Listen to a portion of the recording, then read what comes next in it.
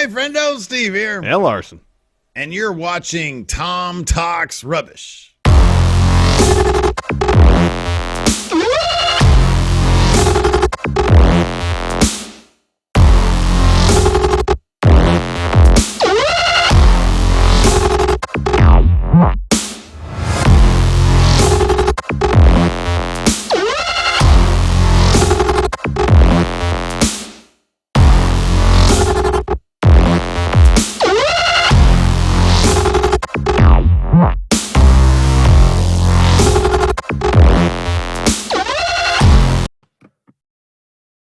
What's going on, guys? It's your boy, Tom Talks Rubbish, and today I'm back for another interview. This time, I'm joined by Kiley from the Code of Honor on bodyslam.net. So welcome to the show. Hi, thank you for having me. So if we take this back, where does Kiley first discover wrestling? So I was probably maybe 4 years old. My dad was a big wrestling fan back in the day, like in the 70s. Yeah. And he had fallen away from it, but one day, just randomly, he put on a WWE show. It was probably Raw. And my sisters and I watched it, and we really fell in love with it, and we've just stuck with it ever since. What era was this that you discovered? So it was probably around 2002, 2003. So after the Attitude Era, ironically, kind of at the start of TNA. And my sisters and I, eventually we found our way to TNA, and we watched a lot of TNA, now Impact Wrestling, for years. Yeah. So what was it about Impact Wrestling at that time that made you go, yeah, this is how I want to stick with, this is how I enjoy? I think for us, TNA and also Ring of Honor, we just felt like it was more authentic than what WWE was doing at the time. Not to bash WWE, of course, because certainly they were two very different products at the time. Totally. Yeah, and TNA, it was very much more. It was more athletic. I thought the stories were more entertaining for me. I was a child, of course, but and then eventually, over time, a lot of our favorites from WWE found their way to TNA, which is controversial. But I did enjoy that. I liked seeing Kurt Angle there. And I liked seeing Jeff Hardy there and Sting and all these guys. So, yeah, it was always something that I liked. I never disliked TNA or Impact. If we had some sort of a DeLorean and like they switched places somehow where they were doing the storylines WWE was doing at the time, this is TNA I'm talking about, we're doing the storylines that WWE was doing at that time, and then WWE was doing TNA storylines. Do you think it would have worked as well? Or do you think, and you would have maybe fallen in love with that product? Or do you think it was a matter of this is what happened at that time to make you fall in love with that product? I hope that makes sense. That was a very wordy question. Yeah, it made sense. I definitely think if WWE was doing TNA quality storylines or TNA inspired storylines at the time, I would have enjoyed WWE a lot more. But I also think it had a lot to do with the talent. A lot of the people I really, really enjoyed in WWE weren't heavily featured. I was never a big John Cena fan. I was never a big Randy Orton fan. Of course, I love them and respect them now. But back then, as a child, they were never my favorites. I was never a big Triple H fan, never a big Shawn Michaels fan. And so for me, a lot of it with my love for TNA was the talent. So stories, it might have gotten me to watch more WWE at the time. But I definitely think there was an issue with how I related to the talent on screen. You talked about some of the guys that maybe went under the radar in WWE at that time. Who were they? Yeah, so I was always a really, really big Christian fan. I really liked Christian, and then when he went to TNA, Christian Cage.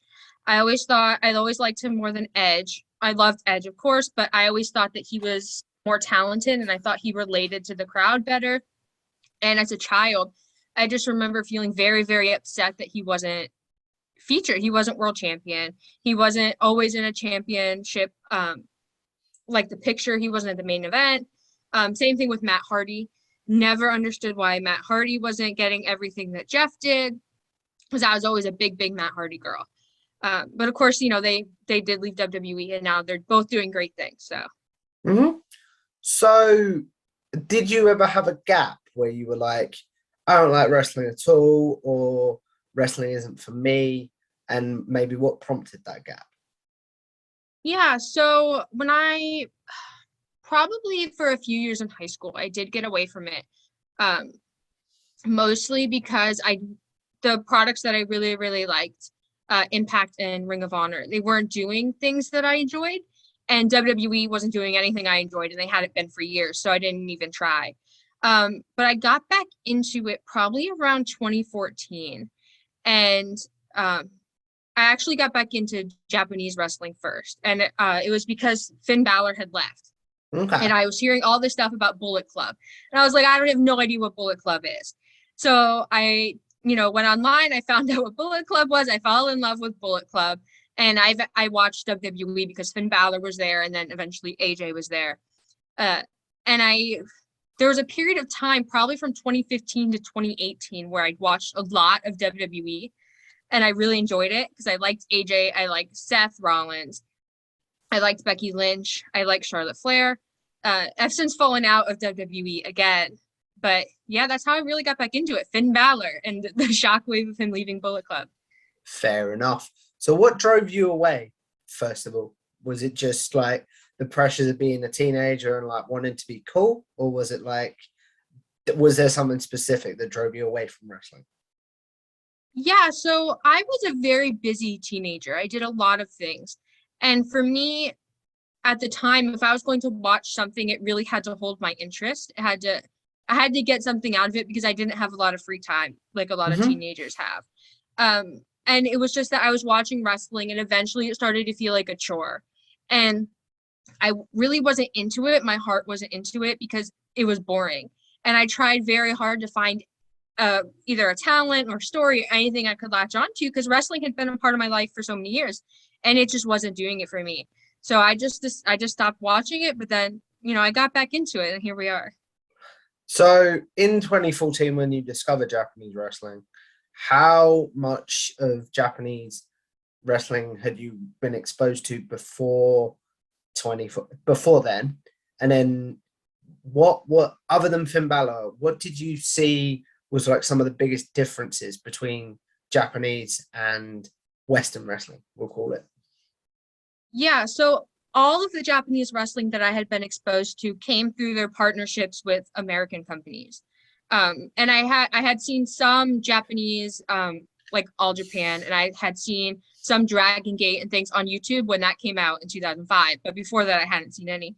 They did a lot of Japanese promotions like Dragon Gate, did a lot of work with Ring of Honor. And that's where I learned a lot about Japanese wrestling. And so I learned that it was a lot more violent than a lot of the American wrestling that I had been exposed to. Oof. And, I just watched Stan Hansen versus Vader for the first time. And yeah, ouch. Yeah, and I remember as a kid, I was never like a squeamish kid. I was never afraid of, violence in wrestling or scary movies or anything like that. But I remember being absolutely blown away by the striking in Japanese wrestling and how insane it looked. And so when I got back into wrestling and I started watching New Japan, which at this time, New Japan was really hitting, the start of that big Bullet Club peak. I just thought that there was a lot more artistry. I thought a lot more thought and care goes into Japanese wrestling. Whether that be because Japanese talent care more about the little things, or I don't know. The style is also completely different. Japanese wrestling in my opinion, is a lot more realistic. It's a lot more believable as fighting. And I think the guys are a lot stiffer. I think, and maybe that's part of the allure for me, but I do get a lot more emotionally invested in matches if they're in Japanese style. Out of personal curiosity, are you a big MMA fan?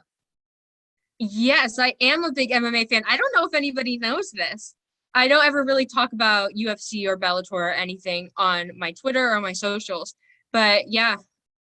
I thought so because of the fact that you like your wrestling to be I don't want to say real in inverted commas because it's all real in some ways, but you know what I Yes. mean. Like Yes. you like it to be a bit stiffer. Like I Mhm. thought you might have a love for MMA. So a couple of things to unpack there. What is some things you feel like can be taken from Western wrestling and put into the Japanese culture to make like your perfect wrestling, shall we say? And then what about vice versa? What can be taken from Japanese wrestling to be put in Western wrestling? I think when it comes to Japanese wrestling, I think there's a lot of room to be more carefree with it and just kind of let things breathe. I think Japanese wrestling is very much, if you watch a show from, the first bell to the last bell, it's very much ordered and very like go, go, go.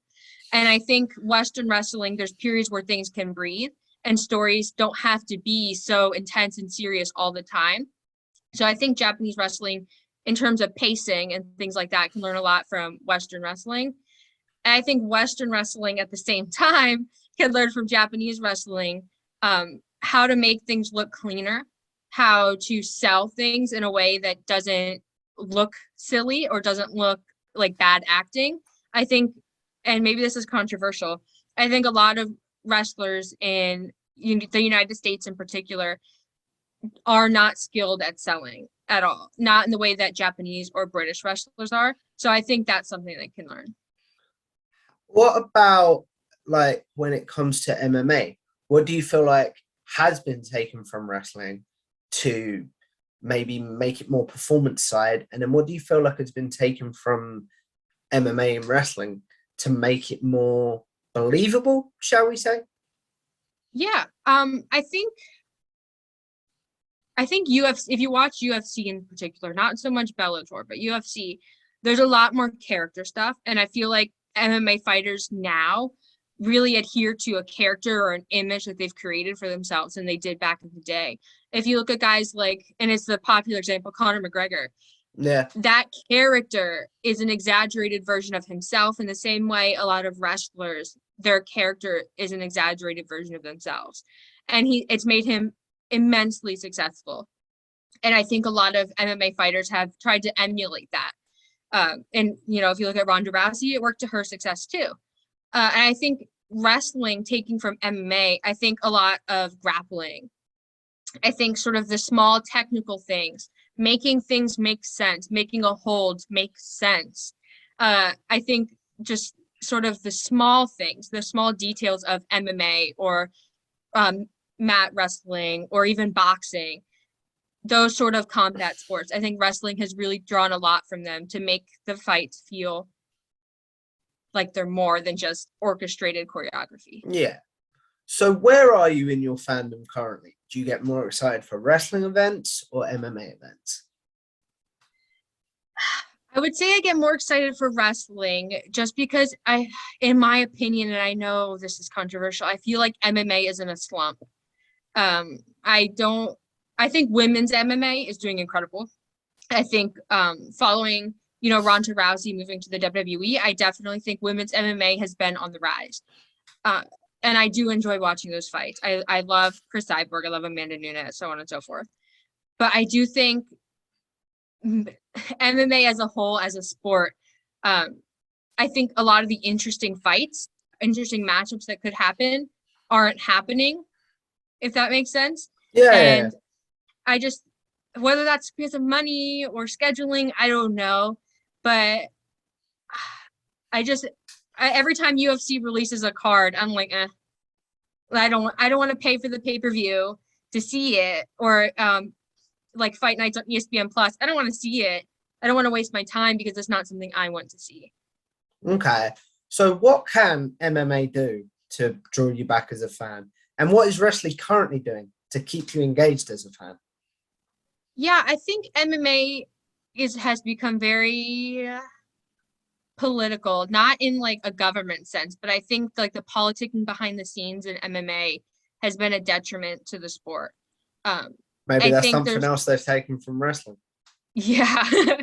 I think there's a lot of money at stake. So of course there's always going to be politicking, and you're always going to have to work to please your boss, to get the good fights, to get the money.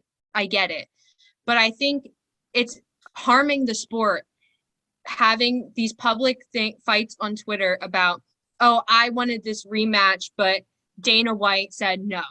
Or I wanted this rematch, but for whatever reason, UFC said no. Or this other fighter said no.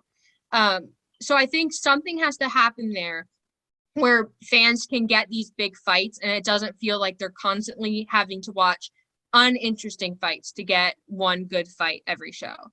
And wrestling, I feel like, especially if you look at like the Forbidden Door situation, AEW, New Japan, Impact, Ring of Honor. Just to say that this would have gone up after the Forbidden Door show.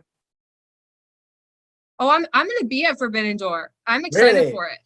Yeah, I'm excited for it. But I definitely think this sort of this network they've built of wrestling promotions, it definitely feels like the politicking has fallen a little bit, and it feels more like everyone's working to better the sport and to better the people that are working in the sport. And it's not so much the rich guys are just getting richer and richer and richer, which is what it feels like in MMA. And to a lesser extent, I feel like boxing is the same way. Mm-hmm. So maybe that's why wrestling is holding me in, because it's about the sport. How do I phrase this? Like, why do you think it's acceptable for fights to be started on social media in wrestling, but maybe not as much in MMA?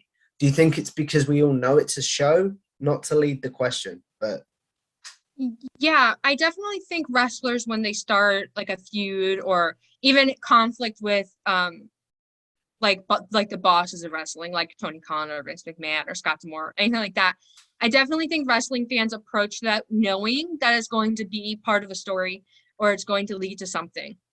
So to them, that's like just a little seed and to, to watch the show. But in MMA and boxing, I feel like it gets tiresome because and to some extent, a lot of it can be a work the same way it is in wrestling.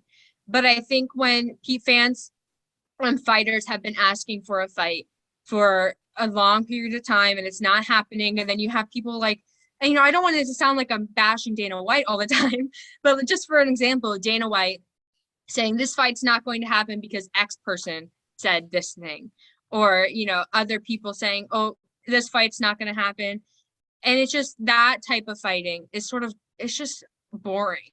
And it's so tedious to sort through in MMA. What's real character work?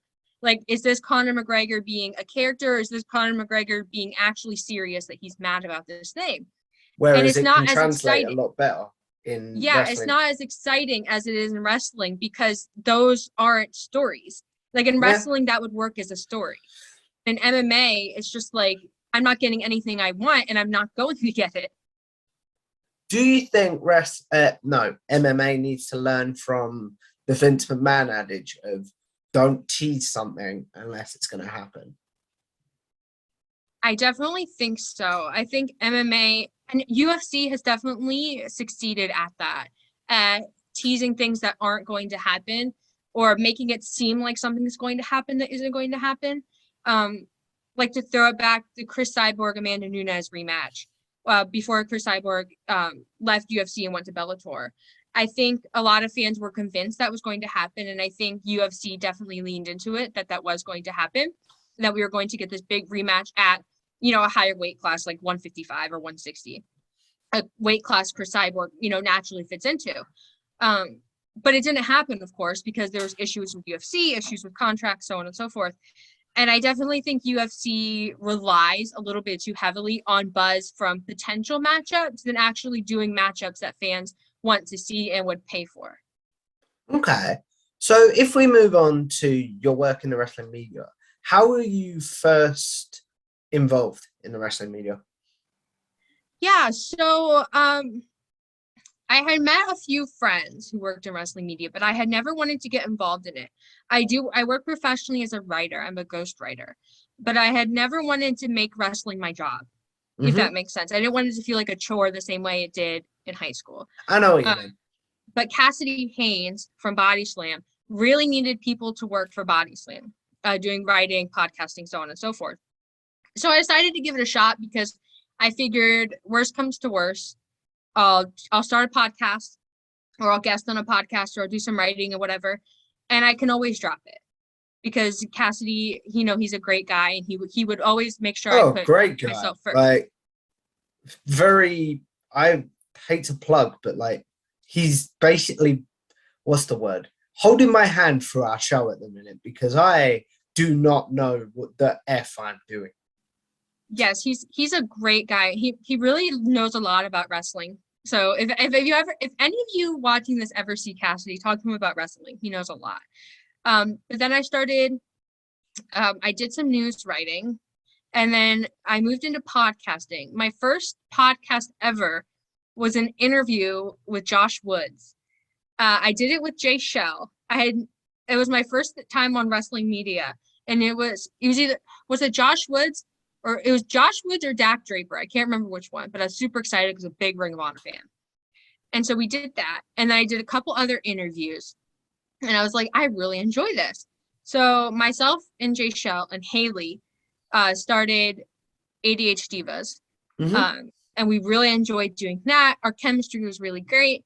And so eventually we got Demo Divas on Fightful Overbooked, which was a great show. Jaychel has left Demo Divas, and we're going to do a different show on Fightful Overbooked.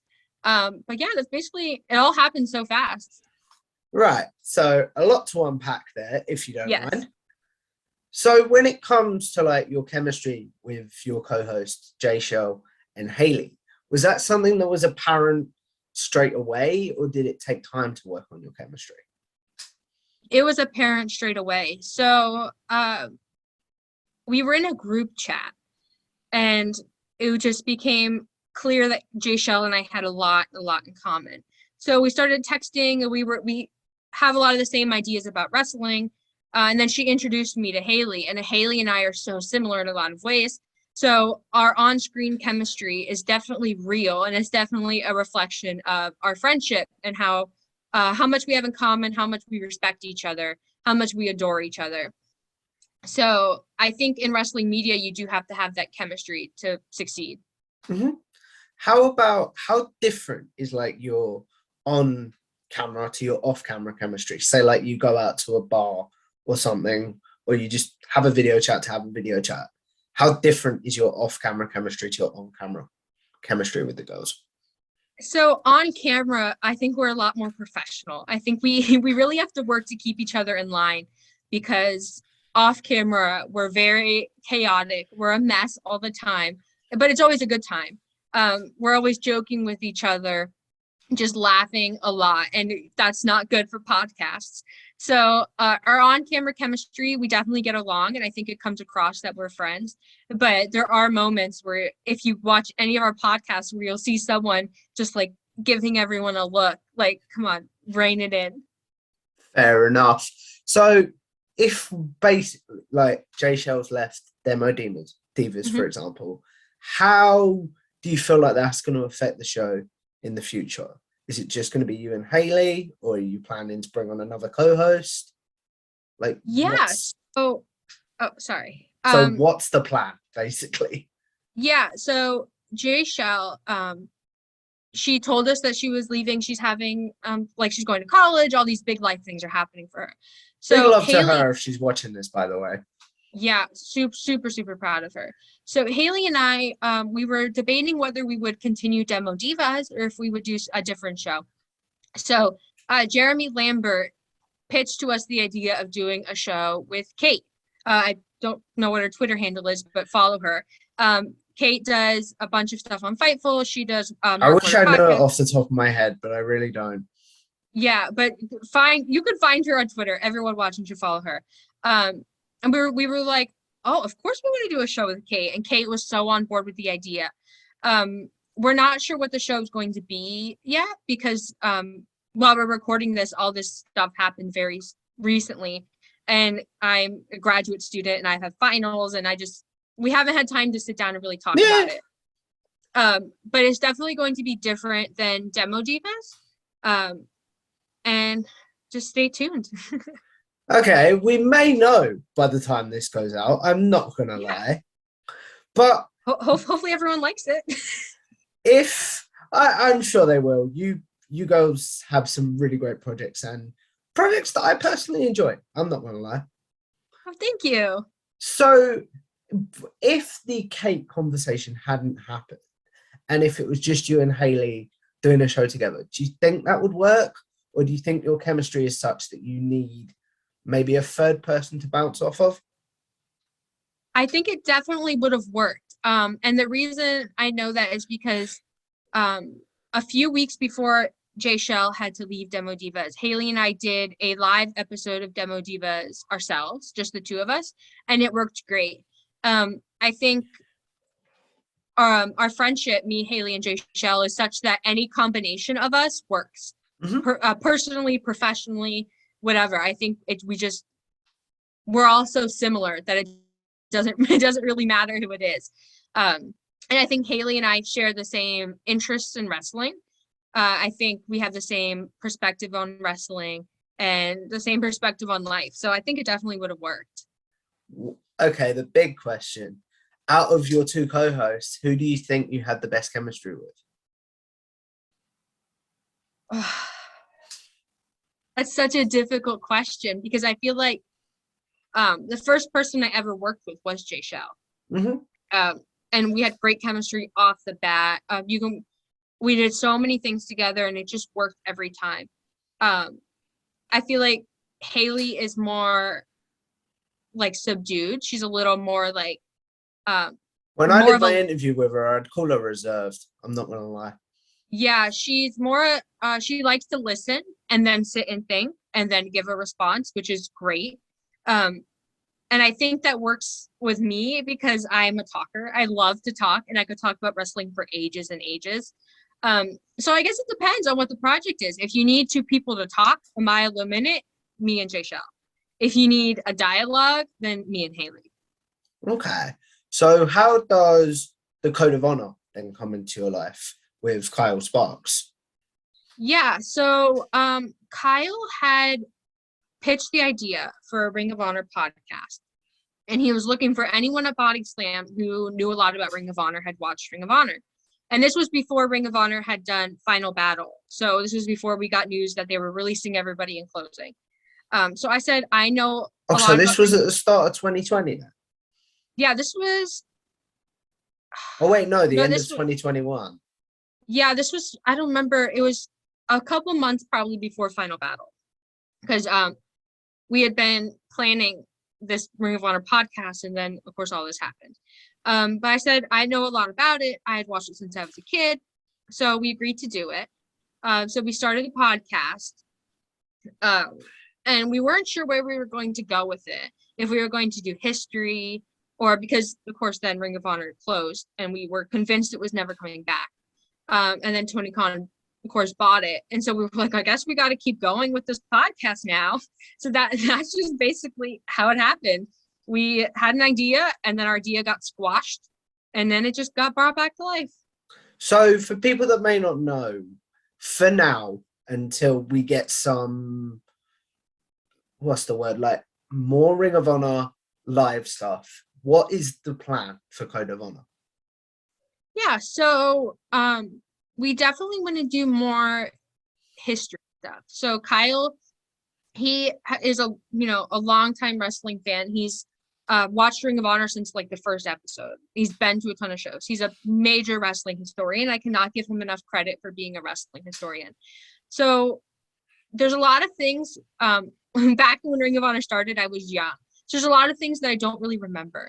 So we're going to do a lot of history. We're going to talk a lot about matches. We had an idea recently that we would do deep dives into Ring of Honor guys' careers, like Samoa Joe or. Ooh, that sounds fun. Yeah, because there's a lot of guys in wrestling today that have these long, lengthy, storied careers in Ring of Honor, and no one talks about it. And it's just insane to me because Ring of Honor, then was very, very good. So we definitely want to highlight sort of this forgotten history of Ring of Honor. What about your chemistry with Kyle? Was that something that was evident from the bat? Was that something you maybe had to work on? And how does it differ from your chemistry with Jaychel and Hayley? Yeah, so my chemistry with Kyle is great. I think I've definitely learned a lot from him. As much as he's a very modest man, he'll say, Kylie's great, she's taught me so much, whatever. But I definitely learned a lot from him. It wasn't anything we had to work at. I think we have a natural friendship, and I think we both have the same goals for the podcast, and I think that helps a lot. It's different from my friendship with Jaychel and Haley in the sense that we're able really to buckle down and have these meaningful intellectual discussions about Ring of Honor or about wrestling or anything else. And we don't, it never delves into, jokes or mischief or anything like that. He's very serious. And I think that's definitely something I've learned from. Okay. As we look at wrapping this up, because I do want to be respectful of your time, we are going to do a quick segment that I call generic questions, which is where I ask my guest their favorite match of all time, their favorite pay-per-view, favorite tag team, favorite theme song, etc. Basically questions I'm sure they get asked on Twitter a lot. And now they'll have a place to go, I've answered this, go watch this. So what's your favorite match of all time? Well, recently, so my favorite match of all time used to be John Cena CM Punk. But now it's definitely Dax Harwood and Cash Wheeler. Something about that match, that one-on-one match. I'm a big FTR fan. And that match it was everything I wanted it to be. So many throwbacks to Brett and Owen and their storied careers. I'm a Brett girl, not a Shawn girl. So that's definitely taken the top spot. Okay. Favorite pay-per-view of all time? Oh, no. I'm going to have to say my favorite pay-per-view of all time is All In. As cheesy as that answer is, that's the first time I ever cried at wrestling. Were you there? No, I couldn't be there. I was very upset, but I was in college, so I was too busy and I was broke, so. Fair enough. Favorite tag team of all time? Probably, okay, I have two, and you're just gonna have to accept that I have two. Either FTR or the Hardy Boys. Oh, I hope we see that match soon in AEW. I know, fingers crossed. And then as we wrap this up, favorite theme song of all time? My favorite wrestling theme song of all time? Yeah. I really like Triple H's theme song. For some Which reason, one? He has several. His most recent one, his new one. Oh, and I like DX's theme song. That's a really good one. Just don't ruin it by watching Mania 14. That's all I'm gonna say. There's so many good ones. CM Punk has a good. Cult of Personality is really good. John Cena's is really good. Randy Orton's is really good. All those guys from that era, like pre-2010, their music is just superior. Jim Johnson was the man, is all I'm going to say on that one. And as we wrap this up, the question I end all my interviews on is, with YouTube, with wrestling, with podcasting, with social media in general, we're all sort of going to live forever in some sort of way. So what is one video or podcast that you're like, don't go back and watch that, I've grown a lot since then? And then what is one that you're like, if you want to know my body of work, go check that out? So there was a podcast recently. It was our last episode of Demo Divas. I think we were just like, it was just bad. I think we were all distracted by each other. And I think we came across like we were just silly girls who knew nothing about wrestling. So maybe don't watch that one. But I think our AEW deep dive episode on Demo Divas, definitely watch that. We talked a lot about the AEW women's division and problems with it and ways that it could be solved. And I'm very, very proud of that episode. It's well worth doing, guys. I've seen that episode. It's very well worth doing. So where can the good people find you, Kiley, as we wrap this up? Yeah, you can follow me on Twitter at Fuller_Kiley. I'll announce all my projects on there because I'm doing a lot of different things. You can see me on the Code of Honor podcast every Monday at 3. I'll always post the announcement for that too. You'll find me on Fightful Overbooked. I don't know when, what time, what the show's going to be. Hopefully by the time this airs, you'll know. But you can find me there. I'm always doing stuff on Body Slam. I'm always doing random things throughout the internet. So just follow me on Twitter and you'll know. It's well worth doing, guys. So if you guys like this video, make sure you like, share, and subscribe to Tom Talks Rubbish. Follow me on Twitter at Tom Talks Rubbish. Follow bodyslam.net for my and WrestleWatch for my show with Cassidy Haynes. Follow TTR Clips for clips from my interviews. And overall, just like the video, share, and subscribe, please. And I will see you in the next one. Bye. Bye.